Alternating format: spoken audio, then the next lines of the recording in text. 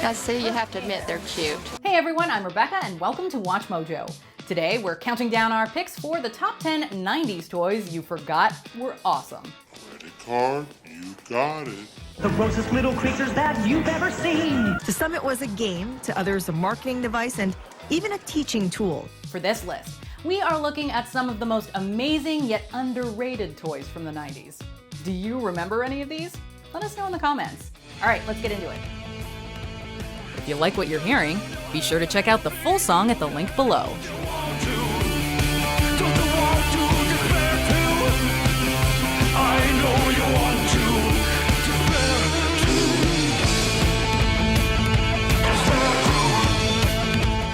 Number 10, Bop It. Okay, so since it's Mallory's birthday, we're gonna play her favorite game, Bop It! Yes! When you went to a party in the 90s, was it really a party if there was no Bop It there? This game featured a voice giving you instructions on whether to pull it, twist it, or bop it. And you had to have some serious coordination to be able to master it. Man, that looks easy. Have it. Sure, it looks easy. Bop it. But it's not! Whoa, it's getting faster. Bop It hit the market in 1996, and unlike many of the other toys on our list today, it is still available for purchase for your next party. Since the original version you remember from your childhood, the brand has released a number of new variations with advanced functionalities. Shout it! Yeah! Shout it! You're out! Number 9, the TALKBOY. After the 1990 success of Home Alone, Kevin McAllister was back just 2 years later for Home Alone 2, Lost in New York. If you've seen the movie, you will know exactly what product we're referring to.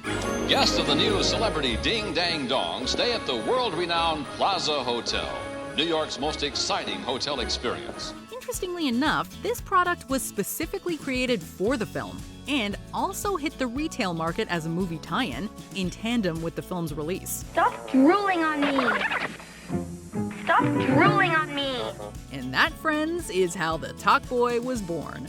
It was a simple device that acted as both a cassette recorder and player, with a voice-changing feature added to the later model, as well as a design that appealed to the younger crowd. After seeing Kevin use it for his over-the-top antics, it's no surprise that tons of other kids wanted one for themselves. Number 8, GOGO'S Crazy Bones. Whether you simply collected them or actually played competitive games with them, you definitely carried some crazy bones in your backpack if you were a kid in the late 90s. Some people say the world's crazy, but they don't know about crazy bones! Did you know that they're actually based on a children's game from ancient Greece called Astragal? Astragal refers to knuckle bones, which is a pretty fitting name because the game was played with sheep's knuckle bones. Crazy bones, however, were actually pretty frequently prohibited in schools because they were reported to be distracting, and were also said to cause stealing and fights among students. If there's one marker of success for a kid's toy, it's being banned in schools. Welcome to the crazy world of crazy bones! There's some somebody they're going, ah! Number 7, Skip It. Today, kids are glued to their Seach-watching iPad screens. But back in the 90s, we had plenty of toys to keep us active, like Skip-Its. It's a pretty simple mechanism. There's a loop that hooks around your ankle, with a ball on the end of an attached rope that you're supposed to skip over. The very best thing of all, there's a counter on this ball. So try to beat your very best score. See if you can jump a whole lot more. Technically, Skip It was released in the 80s, but it wasn't until the 90s that the so-called Skip It Renaissance took place, according to the CEO of the company at the time. Skip it, sounds like fun. Faster, faster, everyone! As a mark of their popularity, the manufacturer even made stickers and streamers so you could personalize your Skip It and stand out from the rest of the basic skippers. It's crystal clear, crystal clear, skip it, it'll blow you away. It's a hot new way to play. Number 6, Soccer Boppers. Sock 'em boppers, sock 'em boppers. Want a toy that gives you an excuse to playfully beat the crap out of your friends and siblings? Then you need Soccer Boppers. They're even more fun than a pillow fight. Previously known as Sock'em Boppers, these inflatable boxing gloves were introduced in the 70s, but didn't reach peak popularity until the 90s. Blow 'em up, put your hand inside, get ready to have the time of your life. Incidentally, they had to change their name due to a lawsuit claiming they infringed on the name of Mattel's toy Rock'em Sock'em robots, so Sock'em Boppers became Soccer Boppers. While they did see a resurgence in popularity in the 2000s, we're not so sure how today's parents would feel about the inherently violent use of the toy. Soccer Boppers, more fun than a pillow fight. My big time toy. Soccer Boppers! Number 5. KOOSH balls. What do you have there? Goosh? This? Yeah? Yo. What was it about these things that made them so much fun to play with? The inventor of KOOSH balls, Scott Stillinger, actually conceived of the idea because he wanted something to teach his children to play catch with. They're soft enough that they don't hurt if you get hit with them, and they won't bounce away if they hit the ground. Released in the late 80s, their massive success continued into the next decade. I used to love these. This was like so cool when I was a kid. By the time Stillinger and his business partner Mark Button had sold their company in 1994, they had sold 50 million KOOSH balls and were making around $30 million annually. Did you know that each KOOSH ball is made up of about 2,000 rubber filaments? I did not. Number 4. Creepy crawlers. Behold, my most horrifying creation. Graveyard ghoulies. The 1960s Easy Bake Oven saw the addition of the Snack Center in 1993. Dump toppings on top while you mix a bud cake. Bake it in the oven and decorate. In a similar fashion, the Creepy Crawlers toy saw a revival 3 decades later. Originally launched by Mattel in the 1960s and known as the Thing Maker, this oven set popped out insect-like creatures to many children's delight. It makes creepy crawlers, spiders, lizards, snakes, dragonflies. Make them yourself with this nice plastic goop. It had users pour plastic goop into molds, which were then baked in a 390-degree, quote, open-face electric hot plate oven. 390 degrees is pretty hot for a kid to handle, and safety concerns sent the toy packing. Get it?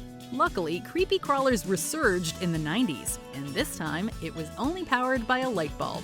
Much safer. Gross out your sister, embarrass your dad. You can be a little creep without being bad. Number 3. Pogs. These are Pogs. They're milk caps. They're Pogs. It's a game. You stack them, and then you whack them. Pogs were another instance of toy manufacturers taking an essentially free game and commercializing it. There's a little bit of history to unearth here, with roots maybe going back as far as 17th century Japan. Originally known simply as milk caps, this is a game kids would play with actual caps from bottles of milk before the World of Pog Federation and the Canada Games Company started selling Pogs. But did the gameplay even matter? Haven't you heard that Pog is a game? Everybody knows it'll drive you insane! It's hard to say. We're not sure anyone had a serious grasp on how to actually play Pogs. It was more about collecting them and getting ones with cool designs on them to make your friends jealous. Especially if it was a slammer. Number 2. Dear Diary.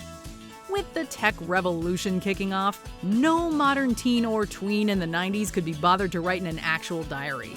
Especially not when they were the proud owners of a Dear Diary, which may make you think of another toy on this list, the TALKBOY. Like a hotel room, please. Yes. Both toys were pretty similar in terms of their recording and playback functions, and they were both sold by Tiger Electronics. And best of all, what a hunk, it talks too.